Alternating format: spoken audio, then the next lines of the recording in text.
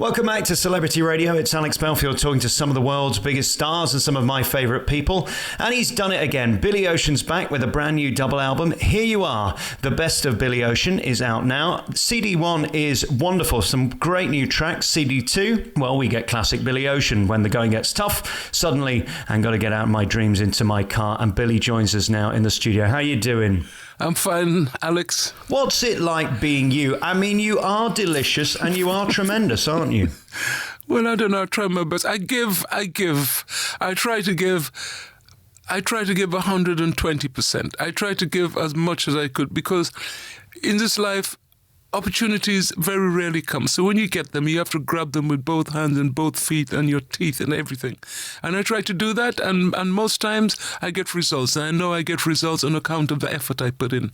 And anybody that puts effort in, hopefully they do get results. Is it still amazing to you when the phone rings and it's Jimmy Fallon on the #1 show in America, late night, and he says, I want you to come and sing, I want to talk about you for the week before, and he's doing your songs? It's remarkable. You got to feel great because #1, it's an acknowledgement. #2 is that, you know, you're talking about America, where the greatest music in the world is, and all of a sudden you're being involved in that. You're being called over. It's like selling oil to the Arabs, for God's sake.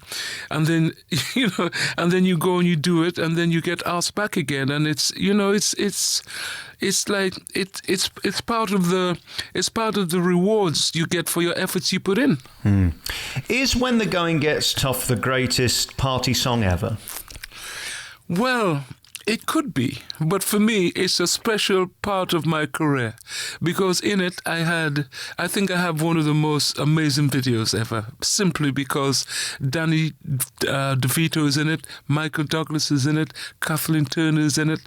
It's something that I treasure. I've had offers, to do a spoof on it, and I will never touch it because to me it's sacred. That to me, I love it. I love it. How dare they spoof it? I mean, exactly. I can't spoof that. That'd be an insult. That'd be doing the wrong thing to 3 lovely people that made the effort to come and help me to make that video what it is.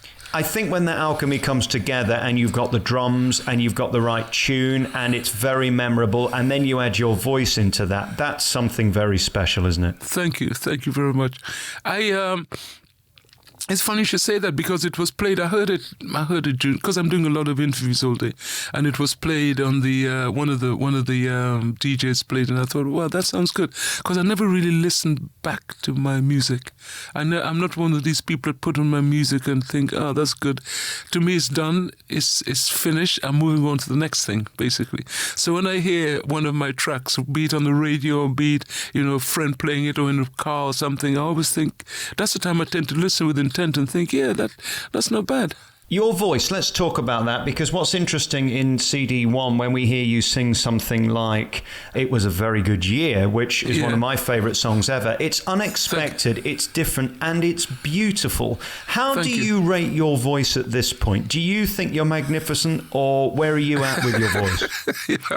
If I was to say my voice is magnificent, that would be terrible. No, all I can say is I think as I got older, my voice has got better. That's all I can say. It's got more mature. It's I'm in more control of it. I mean, like doing some of these songs that you hear, the really old classic songs, I've become more daring because I think I can approach them and do them properly, and not only do them properly, but do them brave enough to do them in a style that is my own. And that's about it, really. And I think, for me to acclaim my voice, it would be the wrong thing. I think that's for other people to do. I love the resonance of your voice, and you have that lower register, which is so powerful. It's something I guess you can't be trained. You were born singing. Yeah, it's a gift from the Lord, really. I mean, I know it sounds like rubbish, but to me, it's a gift from the Almighty, and I use it I respect what He's given me, and I use it to my fullest advantage, and I discipline myself so that I can have it, I can wear it for as long as possible, for the rest of my life, basically. I intend to keep on singing for as long as I possibly can. So, yeah, I have my little glass of wine and thing, but I always, whatever I do with moderation, because that's a tool of my trade. I run. I'm a vegetarian. I try, and as hard as it is, I get up in mornings as often as I could and run and train myself, and because I know it's a very integral part of keeping me in shape. It's interesting when we look at your life. We spoke a year ago and we talked about the world and faith. It's harder and harder to keep the faith, isn't it, when we see such terrible things going on around the world and people struggling just to survive. It's unbelievable in 2016 that people are homeless and travelling over the Med to find salvation. I know. It's sad. I mean, hence my new single, which is It's a Simple Game. It's like, to me, that song relates more now than to when it was written or was sung by the Four Tops. And in fact, it wasn't written by the Four Tops. I understand it was written by the Moody Blues, Justin Hayward and people. On the Here You Are album, I start the album with Change Is Gonna Come, which again relates more now. And it, when Change Was Going to Come, written by Sam Cooke, it really related to black people's experience in America, black culture. But now the song relates to every single person in this world, because you know why? We're all waiting for that change that's going to come. You mentioned America, and I was going to come to that, because when I listened to those words in that opening song on CD1, a change is going to come. It's going to come. Well, it's going to come this year, and it might not be for the better. I don't think America's been in a more volatile situation than it currently is. What can I say without someone like a prophet of doom? It isn't looking good. It is not looking good. I mean, come on. We're living in an age, whether you accept it or not, to talk about it. But we're living, my mother, I often wonder if my mother and father was to come back, what would they think? We're living in an age where somebody would strap bombs to themselves and blow themselves up. I mean, come on. We're living in a different period, people. Wake up to it.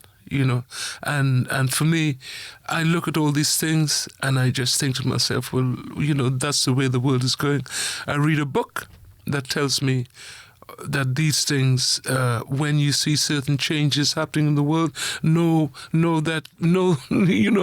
it sounds terrible, but know that the end is nigh. And really and truly, if anyone can't see that, then they have to be blind. And this is without sounding negative. This is a fact of life. That's why I love people like Bob Marley and John Lennon and Bob Dylan, because they were ridiculed for especially Bob Marley, he was ridiculed for what he sang about. But what he was singing about was the truth. What Bob Dylan was singing about was the truth. What John Lennon was singing about was the truth. These people were singing truthful things.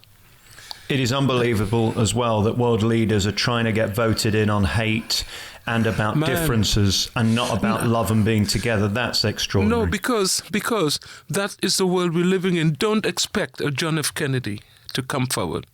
That doesn't appeal to anyone anymore. That's why Donald Trump, he will be a hero to a lot of people, because people's attitudes is towards him, and his attitudes is towards people like that. The people, all the John F. Kennedys and the Martin Luther King, don't look for those people anymore. The Bible tells us that, the scriptures rather than saying the Bible, the scriptures tell us that these things will happen. These things will happen.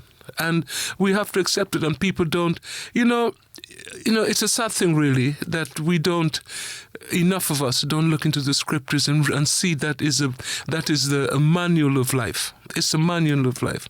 I don't care what anyone says. Something written so many thousands of years ago, it relates more now than when it did at the time. I guess, though, some people will argue, Billy, that religion is the backbone of why we're having all these issues in the first place. No, I beg to differ. I beg to differ, because the book is what the book is. The book, listen, no, you can't say that. I'll tell you why you can't say that. Because the attitude of mankind has changed. The words in those books have never changed.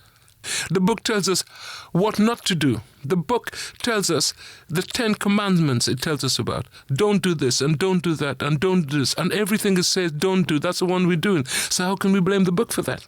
Is there hope? Can we sort all this out? Well, yeah, when the Lord, it also says, the book also says that the Lord will come in his glory. And that is something that if you read the book from cover to cover, I wake up every day and I read a chapter a day. And I've read from cover to cover. I don't know how many times I've read the Bible, and I will continue reading it. In it, there are promises for mankind. There's promises of hope.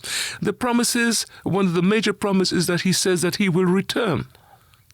He will return in his glory. So I see all these things going on around me. I see all these different things. I just say, that's fine, that's all right. But I know there'll be a better day. It's also surprising in America as well that you've got millionaires trying to take money off poor people. That's the most depressing, isn't it? Well, what's new about that? That's nothing new. Right, yes, very good That is point. nothing.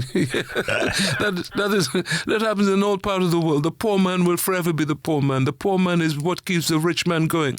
It happens all parts of the world. I mean, without condemning anybody, here we have, in this country, we have our Prime Minister who is telling us to pay taxes. I don't mind paying my taxes and paying my taxes. But then, and he says, don't do, and then he's salting money away.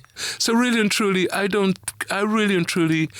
look at this world, I really try not to criticize anything or look at anything. Well, I don't know about you. I'm not political. I don't trust any of them. That's the way I see it.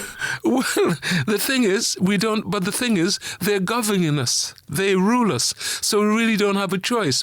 You and I, really and truly, we are governed by laws that are made by people who really don't follow the laws themselves. So what sort of position are we in? Are we to follow the laws of man, or are we to follow the laws of the Most High? Well, I follow the laws of the scriptures as much as I possibly can, because you know why?